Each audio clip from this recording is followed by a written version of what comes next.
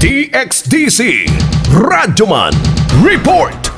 Nanghinaut ang Department of Education kung Deped-11 nga madugangan pa ang ihap sa mga enrollees sa Davao Region alang sa school year 2023-2024. Sa pakighinabi sa DXDC RMN Davao kang Jenielito Atillo ang tigpamaba sa Deped-11, iyang gibutyag nga as of 9 a.m. sa Agosto 25, 2023, miabot na sa 1,055,197 ang enrolled learners o 74%. Ug naglaum sila nga maabot o malabwan pa ang ihap o ang 1.4 million enrollees nga natala sa milabay nga school year. Segun Atillo nga netong Sabado, Agosto 26 ang katapusang adlaw sa enrollment apan pwede gihapon nga mohabol ang mga estudyante nga wala pa nakapa-enroll human sa maong deadline.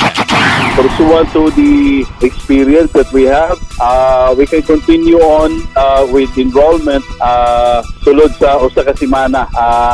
Depende na niya karon sa desisyon sa atuang Secretary o Vice President Sara Duterte.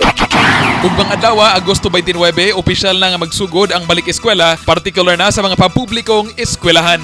Kasama mo sa balita og serbisyo publiko, reaching millions nationwide and worldwide for 71 years. Radyoman Kirby Manzon, Tatak, RMN. RMN News, Diretso Balitang Metro Davao.